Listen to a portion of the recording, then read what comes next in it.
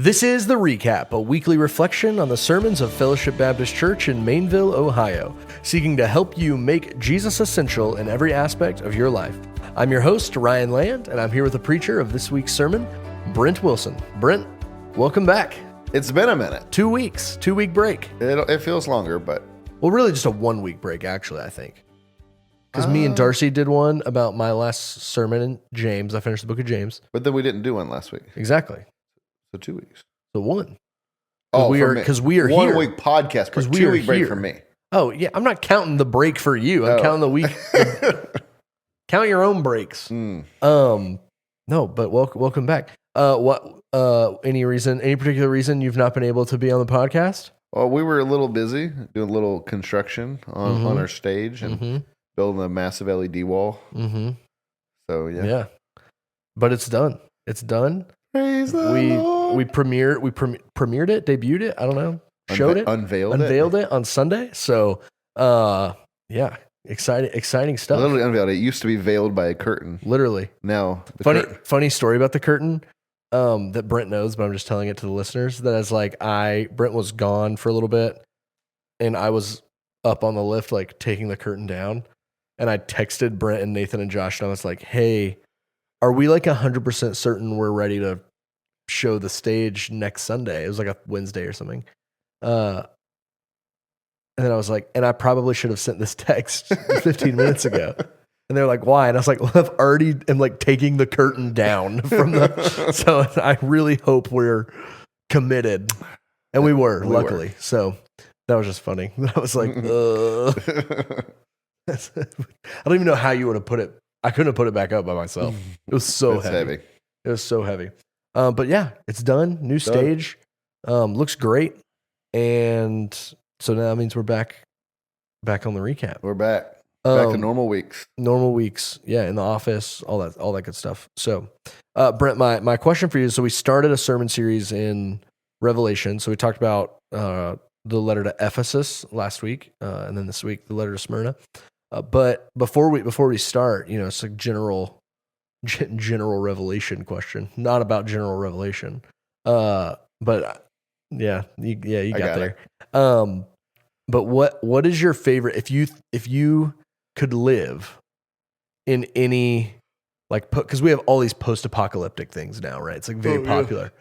If you could live in any post-apocalyptic universe, which one would you choose? Like, which one do you think you could thrive in? The Walking Dead. Oh, really? That's too scary for me. I love the zombie archetype, like living in the post-apocalyptic zombie. You think you could you think you could just like shoot people in the head that because they got infected by zombies or whatever? I think. Yeah. I also think I just like the survivalist thing. Like, we're gonna find us a warehouse and we're gonna have. Yeah, but like, what's that show where like all the electricity like went off? It was kind of survival. Remember that show? I don't know. Oh, that seems like right up your alley. Maybe. But yeah, just like. It's like all the we got a compound. We're hunting and growing stuff, and we're like scavenging. You just want to homestead. Well, no, I want to like scavenge, and then you got to like defend against marauders and like zombies. Yeah. I think this is gonna surprise you. Okay. My answer, but I think my answer would maybe be like the Hunger Games. Ooh, because like it's actually just like. That's too close to real life. No, I don't know, like 2 people a year, like whatever, got to go do the Hunger Games. What are the odds it's going to be me? Yeah. It's like, I'll just be like a normal guy, just like, and I probably wouldn't live in like the really crappy district where she lived. Yeah. I probably wouldn't live in the like really rich district either, but I'd probably be like fine, Yeah. It seems like the most just like normal, like except every year you watch like teenagers kill each other on TV or whatever, but. Yeah. But yeah, it just seems like kind of was like, I think I could do this. I think I could handle this. Yeah. The Walking Dead, I'm like, just kill me. I don't think I could handle this. What about the one I couldn't handle is Waterworld. Oh, just water? Yeah. What about Mad Max? I don't like water. No water. Never seen it. Oh. It's like the opposite of Waterworld. It's like everywhere. It's just like a desert. Yeah. I don't like that either. Yeah. I don't think I could do Waterworld either. That's scary to me. Yeah, I don't like the water. I don't like being on a boat. The ocean scares me. Yeah, I don't like any of that. Yeah. Dang, what's like your favorite? Like, is Walking Dead like your favorite, or just the one that you think you'd thrive in the most? Probably my favorite of the ones I can think of. Yeah, no, I was trying to think of some other good ones. What about like, what's that video game we both played where it's like 1,000 billion years in the future and humans are like cavemen again, but there's like robot dinosaurs? Oh, Ark. I could be into that. Art? No. Not Ark? That's like real dinosaurs. Oh, Horizon. Zero. Yeah, that was pretty cool too. That one's like, I'm into that one. Yeah, you would be, because that's like real hunter gatherer, but then there's like robots. Yeah. It's like everything Brent loves. Yeah. Pretty much. It's like sci-fi and like hunting and survival and Now I will make a caveat on the zombie front. I'm talking like Walking Dead zombies. Like these zombies are slow. Not World War Z zombies. Not World War Z. No sprinting zombies. Or 28 Day Later. If they got cardio, I'm out. I need these zombies to be lazy. God. Well, luckily, the Book of Revelation has no zombies. Maybe people coming back from the dead. Sure, but the post-apocalypse of Revelation is a lot better than the post-apocalypse of any of these other things. So I think you know this, but fun fact about go take it away. I already know what you're etymology. I already know what you're gonna say. So in the Odyssey. There is he a god? Who? She. Calypso? Calypso, yeah. No, she's a hurricane. Some people say sometimes she's described as a goddess, other times she's described as she's like a low kind of level goddess. Some people describe her as like a nymph or something like that. Like, but she's some sort of like supernatural being. So Calypso means like confusion.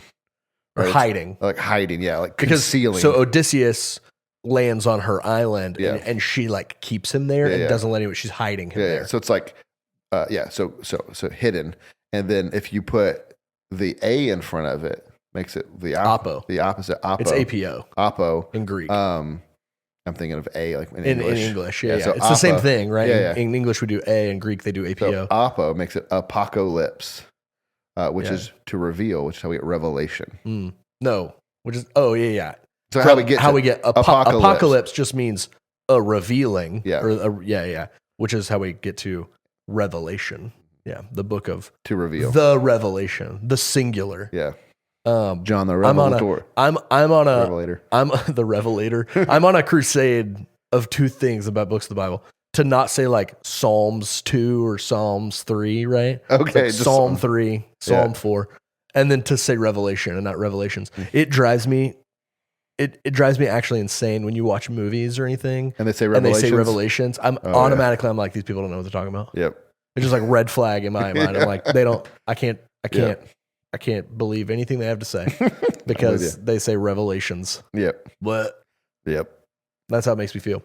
But so last week we talked about, or you talked about in your sermon, the letter to Ephesus, and then this week we moved on to Smyrna. I don't know why I want to say. Why'd you say like Smeagol? Smyrna. Well, but before we dive into like this, I just wanted to ask you sort of generally, like I like to do at the beginning of a new series, like what made you want to do like the 7 letters? What kind of led you here? You talked about it a little bit last week in the sermon itself. It's like why this? Why these? Couple chapters and why, always as why we now? lead up to Easter, I like to do something somewhat intentional about just to kind of gear us up and prepare us for that. And the 7 letters function as a little bit of a spiritual checkup, right? So you got these 7 churches; they all kind of have the unique things going on, unique problems, and unique doing things well, encouragements. And so it's just a good thing of like, hey, where are we? And where are we as individuals, as a church, and like let these letters kind of sort of hearing from this post-resurrected, glorified Jesus about where we are and how we might need to grow and focus. And then as we get to Easter, we kind of get to look back and go, okay, well, how did Jesus get to that point? And look at the resurrection and whatnot. So I think that's great. I hope people, you think about just Lent, like which started last week. It's just a good time to do sort of that spiritual checkup, right? That's sort of like reflection on the crucifixion and on the gospel and all of that. And so I think it's a great time to do something like this, because that is exactly what Jesus is doing to these churches, is saying, hey, you got to examine yourself. You got problems you got to address. And a lot of the times his advice is like, remember the gospel, remember me, like look to me. So, all right. Well, so what would you say in a brief summary is like the problem with well, this is a fascinating question this week. Like the problem with the church in Smyrna. Well, it's interesting because like it's one of two of the 7 letters that there's no rebuke, right? So it's not like they're doing something wrong and Jesus is getting on to them. So the problem that they're facing is persecution, particularly. I mean, both from the Romans, but then named and maybe what fueled the Romans was from these Jewish people, as Jesus calls them, the Jews belonging to the synagogue of Satan. And so, but really so they're kind of what's driving it. But the real problem is they're not worshiping the emperor. They're not burning incense and going to say Kaiser Kurios and Caesar's Lord. And so their unwillingness to do that. Rome had a problem. Rome didn't care who you worshiped, who you followed. We got all these gods. Pick your god. You get a god. You get whatever. They just had the emperor had to be included in the list. And so the Christians' unwillingness to bow their knee and capitulate to this practice, Rome had an issue with. Because for them, it looks like there's an uprising. You're not in line, right? Or at the very least, it's like it gives leeway for other people to not do it, right? And to not, and like there was a high level of patriotism. Rome is the biggest, best, brightest, and most, high love for government, and that, and in the face of Caesar, right? And so to reject that is kind of like the unforgivable sin for Rome. It's like, no, Rome is everything. Yeah.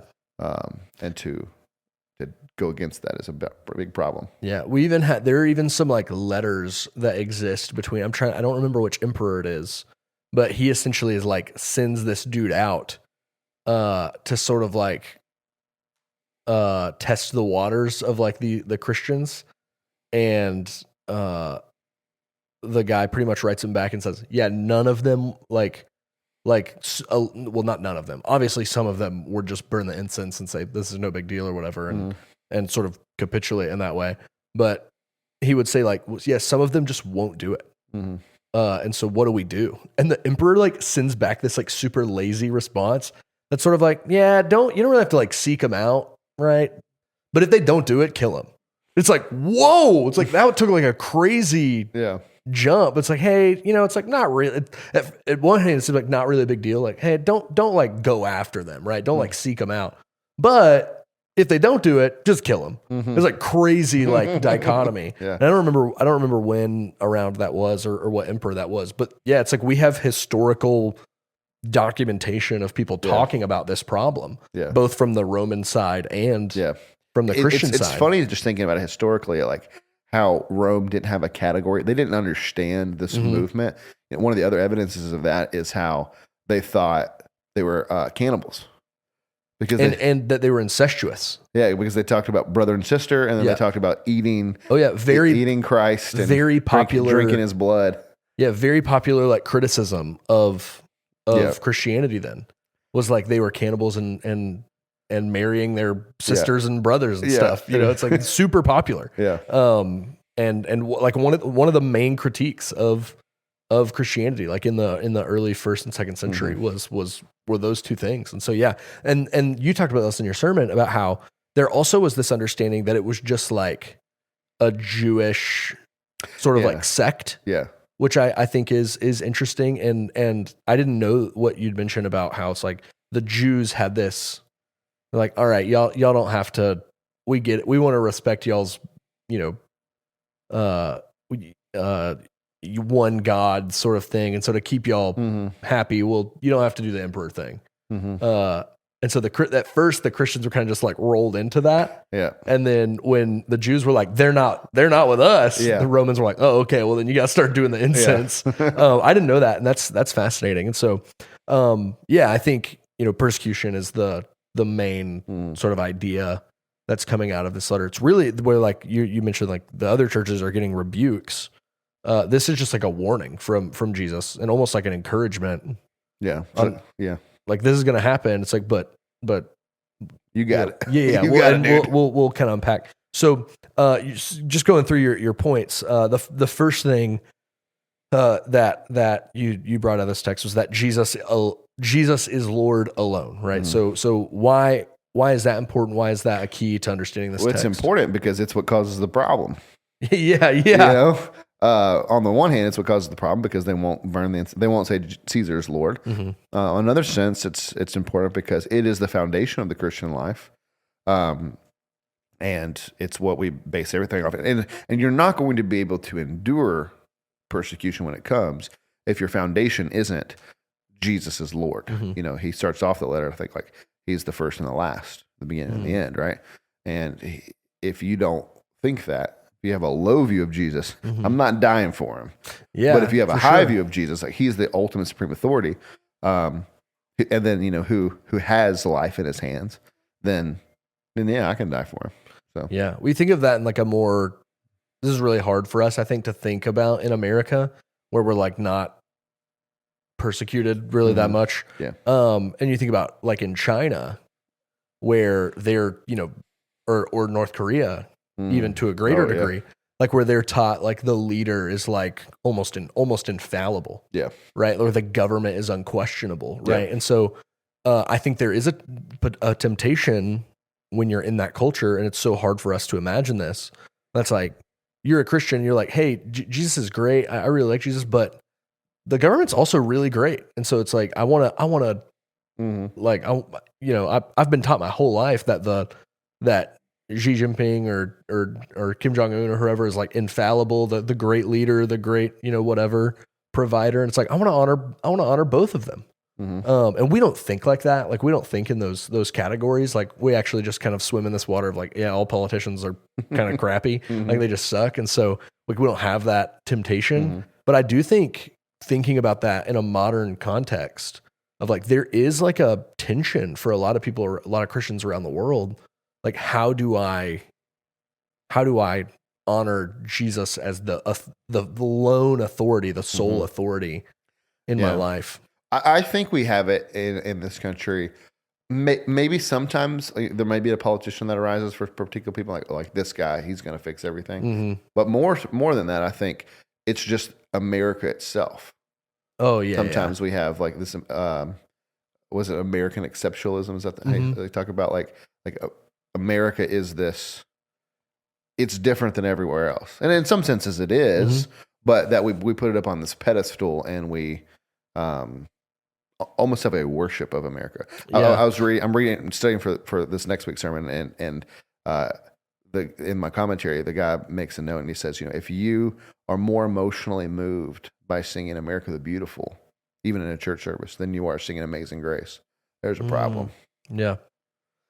It's interesting you say that. It's like, I don't know, maybe I'm just cynical or whatever, but I feel like that sort of like, maybe for older people that it's like, but I feel like most of what we see now is not like American exceptionalism, but it's like actually like America is terrible and my team can fix it.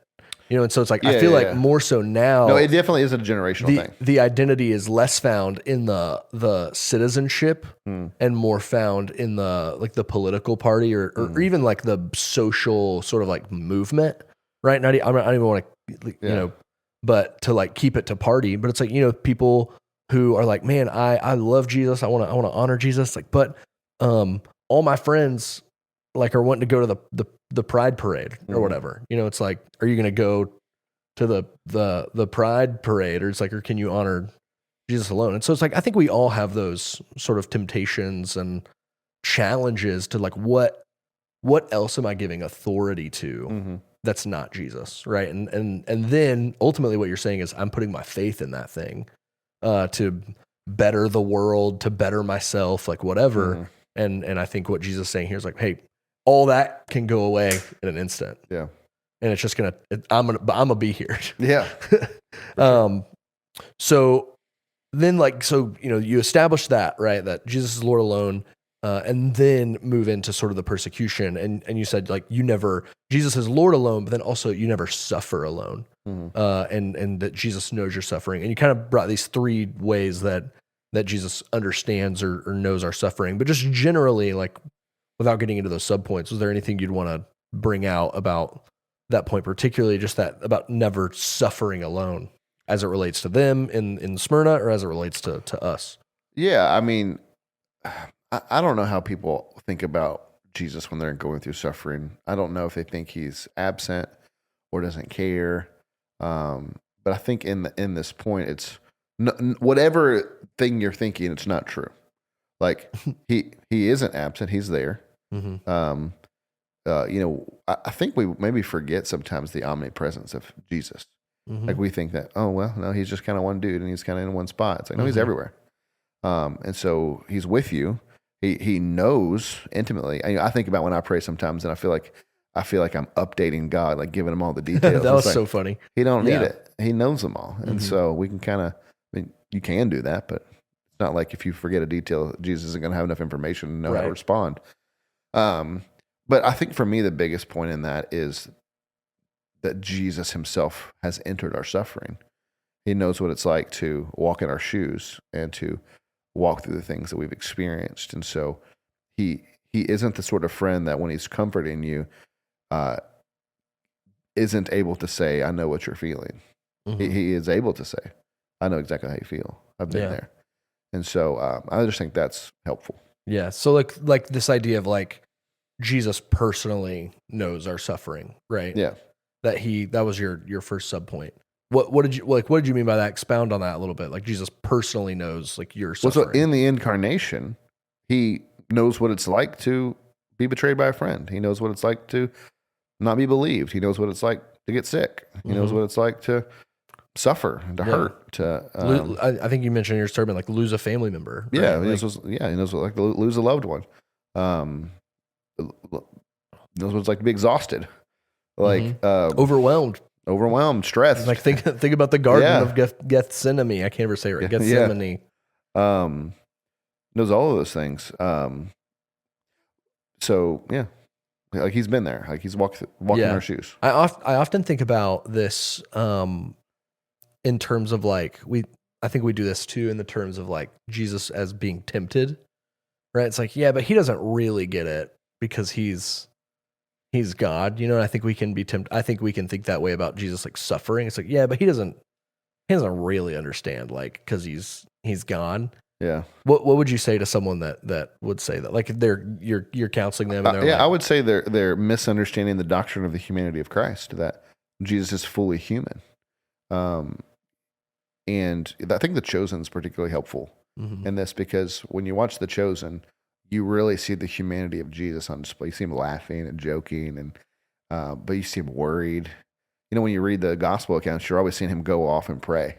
It's like he's got to go refuel almost. It's like one of the best episodes of The Chosen is like Jesus is barely in the episode, and like it's like all the disciples arguing the whole episode. Well, he's like healing people the whole time. Yeah. And then Jesus comes back to and he's like, "I'm so tired. I'm going to bed." He's beat. Yeah. And you're like, oh, like Jesus is like exhausted from work. You know, it's like that's a good reminder for us. And so I just think that's a misunderstanding the humanity of Jesus, who was tempted in every way that we are. Yeah. Knows what it's like to be hungry. Whatever. More than you do, probably, if you're listening to this. Yeah, he went 40 days without eating. So. Yeah. Well, it's like, and I think it's C.S. Lewis that talks about, you know, the temptation thing, and I don't really know how this one-to-one relates to the suffering thing, but it's like you think about temptation as walking against the wind. Okay. And that when you give in to the temptation, it's like you stop or you fall down and you let the wind like run over you, and it gives you a moment of reprieve, like from the wind. And then you stand back up and you're like pushing against temptation, and you're like, Jesus doesn't really understand what temptation is like. It's like, actually, he understands to a greater level what it's like, because he's the man who walked against the wind and never let it push him down or go over him. And he has no reprieve. That's good. And so you think about that in terms of, like, that is helpful for me in thinking about the temptation. I think in also the terms of suffering, because so many times I think the thing that gives us reprieve from our suffering can be sinful or earthly, reprieves, right? Yeah. And so I think some of that goes hand in hand. It's like Jesus actually suffered and never sinned, never doubted, never was angry at God, right? Like any of those things. And so I think that's helpful for me to think about. And then you say Jesus knows the source of our pain. What's that all about? Well, yeah, like he knows where it's coming from, right? Like sometimes we know where it's coming from, sometimes we don't, or sometimes we have a limited knowledge of that. And, in the text, he says the devil is going to throw you in prison. Or Satan's going to throw you in prison. It's like he knows the one who's doing it. And you think about it, just made me think of Job so much. It's like in that case, he knows it's Satan who is doing these things to Job. And so whether it's Satan, a demon, your own flesh, the fallen world, whatever the circumstances be, like he knows where the problem is. And so he knows the solution. And also like this idea that it's, I guess it's getting into the next point a little bit, but it's limited, right? He's like, there's a finite amount of time that this is going to happen. And he knows the bounds that he's placed on that. Yeah. The getting thrown in prison, what it makes me think of is Paul in prison when the earthquake happens. Yeah. And he's like, everyone leaves or whatever, and he doesn't. Yeah. Or maybe they don't leave. Well, the jailer's like freaking out because they're going to get away and he's going to die for it. And they're like, and he's like going to kill himself, right? We're good. He's like, gets his sword out. We ain't going nowhere. Yeah. And they're just kind of like, yeah, like, no, we're good, dude. Like they just got thrown in prison, and they're like, yeah, we're hanging out. Yeah. We're chilling. Whereas, other stories like the angel comes to, who is it? And they like escape prison. Yeah. It's one of the disciples. Is it Peter? Yeah. And so it's like you got him to escape in prison, but then Paul, like that doesn't happen. Like an angel doesn't come guide him out. The door just opens, and he's like, yeah, we're fine. Because he's like, he knows, like Paul probably more than anyone that we have in the Bible, just like knows, is like just trusts in the plans of God, like throughout any amount of suffering. Yeah. Right? Like snake bites and shipwrecks. Stoned and twice, left for dead. Yeah. It's like crawling out of a city or whatever. Like getting put in prison, getting put under house arrest. It's like, and through all of it, he's just like, I'm just gonna preach the gospel, and I'm just gonna have people like, I'm under house arrest. Cool. I'm gonna write letters. I'm gonna invite people to my house. You know. When you think about even like the thorn in the flesh, which we don't know what that is, but Paul says, I've got this thing, and he asks God to take it away from him. God's like, no. It's still a finite amount of time of suffering because after Paul dies, it'll get taken away.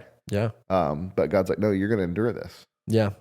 I think that's helpful, and I think it like you're talking about gets into the kind of the next point. But like, when you know the source, like you understand the scale, right? And so it's finite, right? Even if it were supernatural, suffering from Satan himself, you can trust if you trust God, like that's finite. Like there's going to be a time where that comes to an end. Yeah. And so understanding like the source of things, I think, is so helpful in terms of one, helping you trust God, but then also, I think,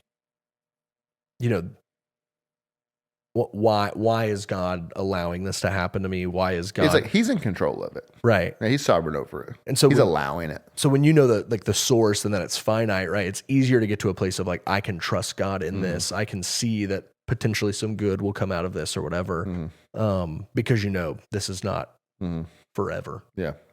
Well, it's like in the limited nature of it. Like you go back to Job, and Satan has to do these things, and God's like, yes, but you can't kill him. Right? So there's limits put on it. And so it's like whatever suffering we're enduring, God is allowing for some purpose, for some reason, for our good, for whatever. Don't get to the end of the sermon. All right, sure. So. Yeah. No, I think that's good. The last point was Jesus knows our suffering on a personal level. Expound on that. And how is it distinct, I think, from the first subpoint? That he knows it personally, and then he knows it on a personal level. Well, I guess I was saying, like he knows intellectually what's happening. Like he sees it all. And then the last one is that he's experienced it. Like he's walked in our shoes. Yeah. I think what I remember is that it's like, it's not just that he knows like suffering generally. He knows your suffering. Yeah. It's like It's not some angel that's been delegated the task of you. Jesus is. Yeah. It's like he's aware of like whatever you're going through. Like Jesus is intimately aware of like the suffering that you're having. And not only this, does he know your suffering, it's also relatable to him. He can empathize, sympathize. We don't have a great high priest who's not sympathetic, right? And so, I think that's helpful because I do think this is almost another end of like the misunderstanding the humanity of Christ is like, we think like, oh, he's so transcendent or so I think you said it in the service, like he didn't have time for, he didn't have time for my stuff. Yeah. You know, it's like, he doesn't really care about all this, but it's like, no, he's like actively right now interceding before the Father on your behalf. Right. And so I think that's so comforting to know that Jesus isn't just in generalities, caring about people, but no, like intentionally your suffering, whatever it may be, he's caring and interceding and, comforting and all those things for it. Yeah. Third point, do not fear, Jesus wins. Do not fear, Jesus is here. That's what I should have done. You should know. You should not have said that. I'm really glad. Just like Mighty Mouse. Who is it that said that? I think it's Mighty Mouse that says that. Or Underdog. Oh, Underdog does say that. Man, I was pretty into the Underdog movie when it came out, but that's neither here nor there. Okay, so this is what you were about to get into that I cut you off on. Yeah. One of your points here that you highlighted for us was, like we should never fear suffering because it's never wasted.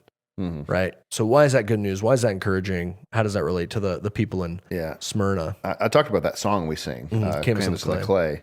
Trying to think of the words. It's like, I know nothing has been wasted. That part. Yeah. No failure or mistake.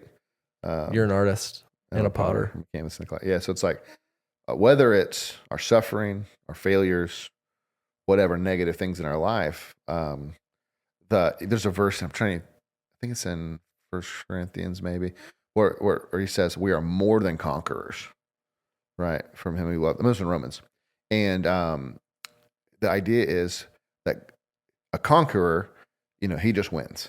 Which says we're more than conquerors. He's actually taking all the negative things and winning there too.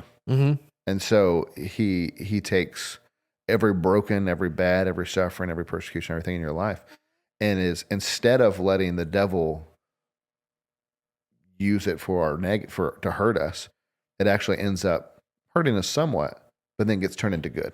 It's Lewis that talks about how every agony will be turned into a glory. And so just that all of it's being used, it's Romans 8, right?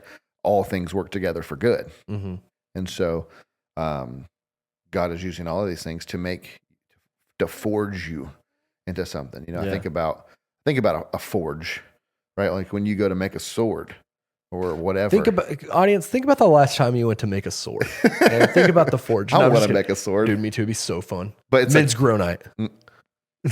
Don't tempt me with a good time. But it's like, how do you take this ugly piece of metal that's crooked and it's got warps and it's, got crap on it? Well, you have to heat it up super hot. You've got to melt it down. You got to beat it. And then you got to beat the crap out of it. And then you got to heat it up again. And you got to beat it. You got to keep doing this over and over again. Yeah. And then it's forged into this sharp, shiny, straight thing. And so how we grow is by heat and pressure and being beat on. And then we become this thing. And so you got to just think of yourself as a raw piece of metal that God is forging. Yeah. And that is painful. It hurts. But God is using those negative things to make you into that. Yeah. Well, and I think one thing that's helpful to think about in this too is like, and it may not be for your personal, like this is not always for you. It may not be for your benefit. It may be for your neighbor's benefit or for your kids' benefit or your parents' benefit or your, someone next to you in church or your. I see this happen all the time. You walked through something 10 years ago. And you grew from it, right? Whatever. But now you've met somebody who's in the midst of that thing, and you're able to help them get out of it quicker or navigate it better than you did, because now you've got the experience of the wisdom and you would walk with him through that. Yeah. There's this great scene in the West Wing where Josh is like, he's the assistant chief of staff. Yeah. He and he thinks he's going to get fired. And the chief of staff goes in and talks to the president, and he comes out and he talks to Josh and Leo, who's the chief of staff. He says, there's this story about a guy and he's stuck in a hole. And he's yelling at the people passing by to help me get out, and no one can help him. They can't figure out how to help him. And then he sees his friend walking by, and he's like, "Hey, help me!" And he's like, "Oh, okay." And he goes down there into the hole. The friend does, and the guy says, "Well, what are you doing down here? Now we're both stuck." And his friend says, "Well, yeah, except I've been down here before, and I know the way out." And he says, so that's what this is like, you now get to be the friend who goes into the pit because you know the way out. Yeah. And not only what a great picture of friendship, but also a picture of the gospel. It's like that Jesus goes into the pit. He says, "Yeah, but I've been here before. Yeah. I know the way out. I'm going to take you out with me." Yeah. And so, yeah, I think that's the beauty. It's like, what I get worried about sometimes when we talk about, being changed and being refined and stuff like that, is like, I don't want it to sound like self-help because it might not be for you. Yeah. It might be for someone else's benefit, and that's good and true and beautiful too. Yeah. We should want that. Paul says he'd go to hell, if it meant someone else would take its place. So, I think it's good for us to remember, and it's helpful in the moment, right? That it's like, maybe in 15 years, I can help someone who's suffering the same way I've had to suffer. Yeah. The other thing in this, I think it was in this point, is just the idea that because Jesus has won, the devil's plans have been foiled. And it's the Super Bowl when it's 40-6. Yeah. I texted a picture of that to Matthew Schroll. Eagles fan. And I said, "Take me back to this." And let me tell you the story I wanted to tell. Oh, okay. I love it. I thought it was maybe too close. It was too soon and too close in our community. I didn't know if anybody was connected to it would get mad. So this past week, there was a 4th grade basketball game tournament. Ryan's like, "I didn't see this coming." No, I did not. and they a kid in our church on one of the teams, they play, they win their game or they lose their game, and so they're going to play the loser, whatever other game or whatever it is. So they're watching the website to see who wins, and it's like kind of keeps changing, and they don't really know what's going on. It's like this team won, then this team won, then it was like NA or whatever, and so the team that won. The team that lost appealed and said that they didn't play enough, all their players enough time. And so that team that won got disqualified. And so the other team went on. So the team that gets disqualified is playing the team that a guy in our church is on. And a kid in our church, to be clear. Yeah. No, they're playing the team that won. They won advance. So the team that got disqualified comes to the game, all of the coaches and the parents and the team, to root against the team that they beat already, but they get disqualified for it, so it didn't count. And so I wanted to say, like, that's kind of like the devil. It's like he lost, and all he can do is show up and cheer against you. He can just wear shirts, yell, and hoop and holler, but that's all he can do. What a funny...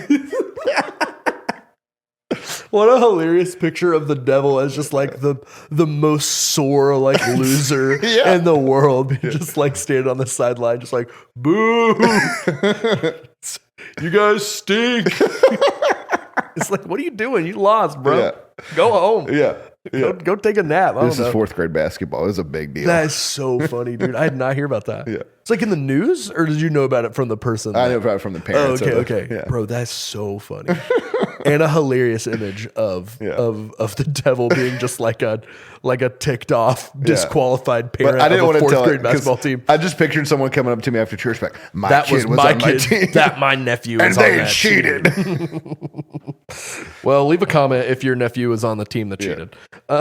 Please don't. I'm sorry if they did. That's a really awkward situation. This is the other thing you said in this point that I thought was so helpful.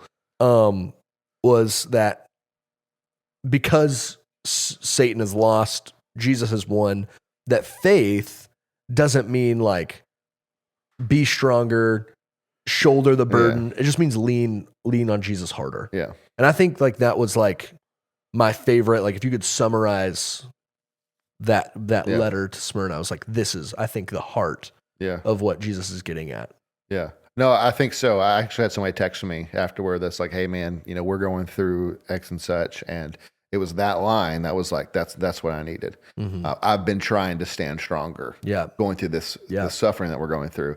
And I needed to realize like, I don't have to stand. I got to lean. Yeah. So I think that is helpful. You think about faith over fear, right? Sometimes we think that, okay, faith means no fear. Can I tell you that that's like a very, in my mind, I don't know if this is true for other people, that's like a very political statement in my head. Faith over fear? Yeah. It's very popular during COVID lockdowns for people to say that, or like to put on their church signs or like put on their masks. Kind of like, we're not scared of COVID because we have faith or whatever. Probably not on their masks because they probably weren't wearing masks. Well, no, they would. They would put it. I saw it on masks. Okay. So anyway, it's very like in my head. I don't know if that's true for other people, but but like this, so the idea that faith means no fear. It's like, no, you might be really afraid, but faith means I'm gonna. It's kind of like when I tell my son, like, courage doesn't mean you're not afraid. It means even though you're afraid, that you're gonna press in. And so it's like, I'm scared, but I trust Jesus more than my fear. That's what Alfred tells Batman about bats. That's also what a Disney movie that I grew up on. This guy tells another guy, it's like 2 seconds of courage can change your life. About kissing a girl. What movie? It's like one of them, like, like a DCOM? Like a Disney class, like I don't know, like one of the Disney Channel original movie? Yeah, that's a DCOM. Okay. Bro, don't know DCOM. It's some hockey movie. That's so funny. But not Mighty Ducks. Hockey movie. Okay. Not Mighty Ducks. Yeah. 2 seconds of courage can change your life. That's so funny. It may be true. No, but that's what I always tell kids when we go to crossings and they're too scared to jump onto the blob. I don't tell them that. I've taken too many kids to the hospital. I'm like, maybe don't get on the blob. That's what I tell them. I'm like, just you could pass on it. To be clear, I've taken one kid to the hospital because of it. The other hospital visit was unrelated to the blob. But no, and I think, what that makes me think of is Jesus saying, my yoke is easy, my burden is light. Because he's telling you, I'm taking your suffering. I'm taking your sin. I'm taking your shame, right? And I'm giving you like the victory, right? And so it's like his yoke is easy, his burden is light because it's dealt with, it's over. In terms of suffering, in terms of sin, in terms of judgment, right? Like eternal judgment, like all of that's taken care of. And so to lean harder is really just to say, hey, understand that Jesus has won. Jesus is victorious. Yeah. And so your yoke can become his. Like he's done the hard work. It's like you've got the easy burden now. Yeah. And so that's just such a good reminder, I think, especially in times of suffering when it feels like, you've got to be I think especially for men, like you've got to be the strong guy. You've got to get all the solutions, whatever. And, I'm not saying women don't suffer or whatever. I'm just saying men suffer in different ways. And to remember, it's like, I don't have to be the strong, tough guy who's the whatever, right? Who's keeping us all together and happy. And it's like, Jesus has prevailed over this. And so we should have faith in that. It takes real strength to admit need. Yeah. Oh, for sure. It almost makes you think of in Lord of the Rings when I'm always thinking about Lord of the Rings. Pretty much.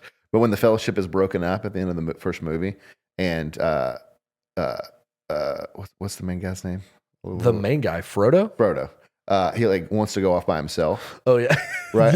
Oh, best line in maybe all the movies. And from Sam is when he says, I'm going alone. Frodo says, I'm going alone. I And know Sam you said, are. Of course you are. And I'm going with you. That's Yeah. so good. Yeah, exactly But right. that's a moment of weakness for Frodo where he thinks, Yeah. I can do this alone. It's like, no, if Sam hadn't come, you'd have failed. Yeah. And you see that that's true by the Yeah. end of the movie. Yeah. Yeah. That's so good. Of course you are. And I'm going with you. That's so good. Of course you are. Pretty good, Sam. I like that. And then last, I forgot we have a question too. Jeez. So love a last, question. death, last point, death, just a doorway. Death you want me to sing is it? You just got a it. doorway into resurrected life. That was your last point. Bam. Yep. Why was that your last point? So he talks about be faithful unto death, and you will receive the crown of life. Mm-hmm. And so I think it was David Platt. I heard say it for the first time. It's like the worst thing anyone can do to us is kill us, and that just gets us to heaven faster. Mm-hmm. And so it's like you really can't hurt us. Jesus talks about the second death. That's the only thing that can ever hurt us, and that's not an option for us. Oh, bro, Like, you dropped a line that was like, it's something about the second, you'll never experience the second death if you experience the second birth. And I was like, that's fire. That'll preach. And it just did. Yeah. And so, death is scary to us for some reason, but it's like, it shouldn't be. Because, and I love, and I kind of like subtly mention this, but it's like, if you're a Narnia fan, you caught this in the last battle.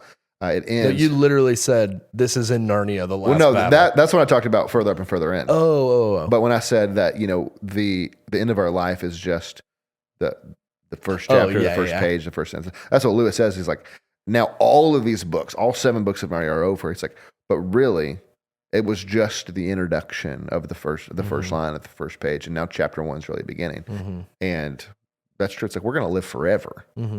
This 100-year existence, if we're lucky, is but a miss, but like a little bitty. Yeah. Little one. Little one. That's what Ember would say. It's, you told the story about Polycarp. I've been on this earth, or the Lord has been faithful to me some 80 and 6 years. And Jesus has never failed me. Yeah. How could I curse? How could I blaspheme my Savior? Yeah. I mean, you got stories of other guys, like, I can't remember, Ignatius or Irenaeus or someone. It's like we have all this writing from them in the first 200 years of the church. Just these letters he was writing as he was being carted to Rome to go be eaten by a lion in the Colosseum. And he writes a letter to the church in Rome, and says, "Don't come rescue me." He's like, because I know that I will either be delivered or I will be eaten, and the gospel will be stronger because I've died. I can't remember who it is, but there's a Christian who is thrown to lions in the Colosseum, and he's the last one because he doesn't fight back. He just kind of stands there and lets them eat him, and he may say something. And it was like such a kind of moment in the crowd that they never did it again. Whoa, I don't know that story. Yep. The one I know is the girl that she doesn't die, and so they have to stab her, and then they cook her on an iron chair. It's actually pretty graphic. Oh, gosh. But it's because the animals wouldn't eat her. Oh, they wouldn't do it. Yeah, it was it's a crazy story. Blandina is her name, I think. Kind of like the flames story. Not engulfing. Yeah. Polycarp, which I'm so into, by the way. Why not? Yeah. God, I'm not going to tell the Holy Spirit how he can work. All kinds of miracles in the Bible. Why not that one? Yeah. No, that's awesome. Shadrach, Meshach, and Abednego in the fire don't get burned up. That's right. Yeah. The second person appear on the pyre that Polycarp was being burnt on. Hey. Hey. Yeah. So I think that's a hard truth for us, especially as people who have never once been. Well, I really think we're a Kenny Chesney people. I want to go to heaven. I still want to go right now. Dude, you should have said that in your sermon. I just thought about it. Everybody wants to go to heaven. Nobody wants to go now. Yeah. No, that's true. That's really true. And if we do talk about it, I think we use it as a scare tactic. Remember I don't remember, it was a thing at Columbine where they asked this girl if she was a Christian, and then they shot her, and then they would come to youth groups or whatever, and they'd be like, would you do it? Oh yeah. Just kind of scaring people into being Christians or whatever. Yeah. And so it's but yeah, it's not supposed to be scary. I think it's just comforting that in the way that Platt talks about. It's just like that's the word. What's the line in this body they may kill? God's truth abideth still. Yeah. Yeah, it's like that's exactly right. It's like what's the worst that can happen? Like the gospel will go forth, the church and when we talk about to live is Christ, to die is gain. Or to live in Christ means that I get to suffer with Christ. But to die, yeah, that's gain. That's the real gain. Yeah. Anything else about your sermon this week? Any final words of encouragement or anything from Smyrna? Oh, I want to know what our question is. Well, I'll tell you here in a second. Let's get it. All right. You can submit a question on the church podcast or the church app. Please do. Podcast notes, church website, probably somewhere. I actually don't know. Probably not actually. Don't go look on the website. It's definitely on the app. It's definitely on the app, 100% on the app. And there's a link in the episode description. You can also do it there. But there's actually a question from last week, and it's about more general sort of, it's not about like, what does this represent in Revelation? But it's more generally about how to read Revelation.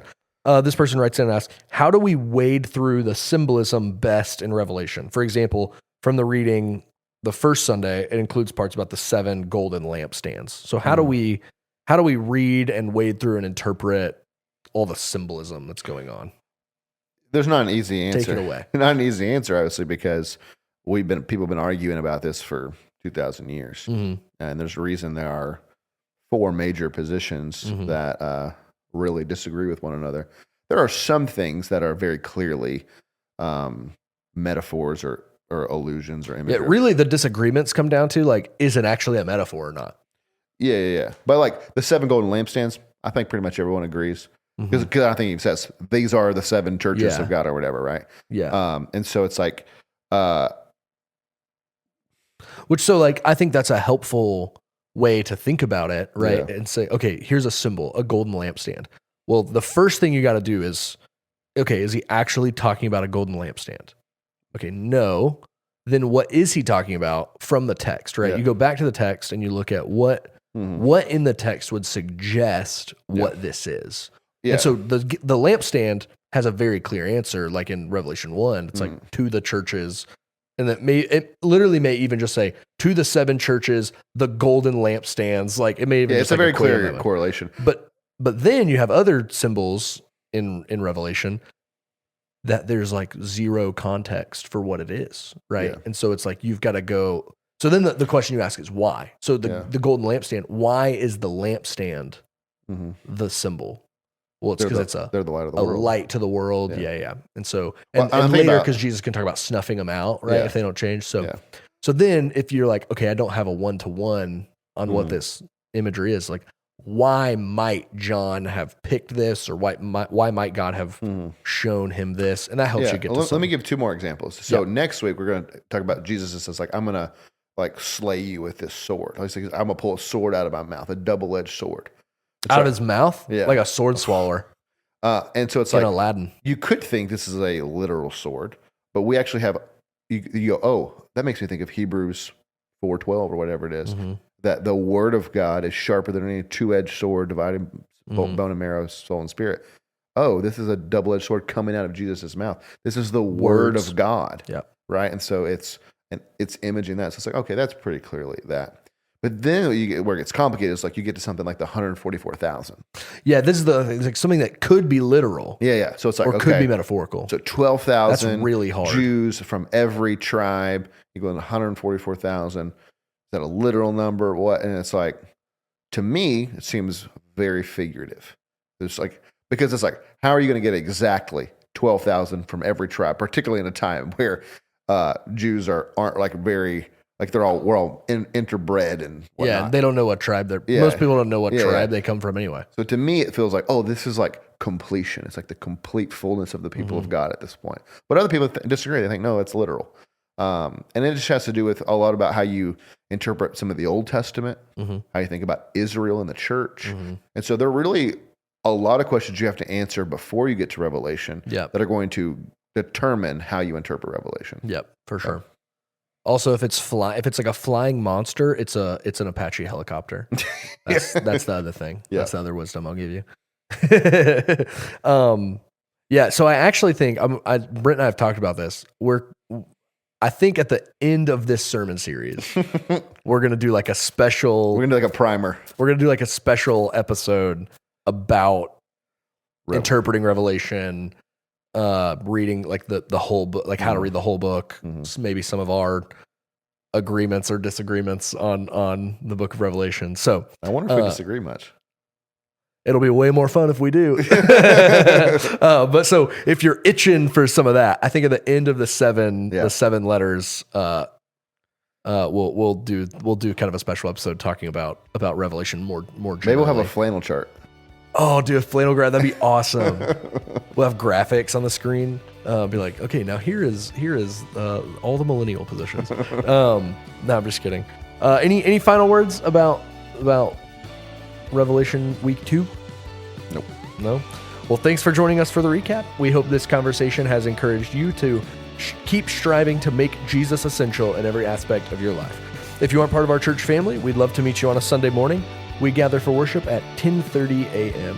For more information, you can always go to myfellowship.church. Thanks for listening. Be blessed.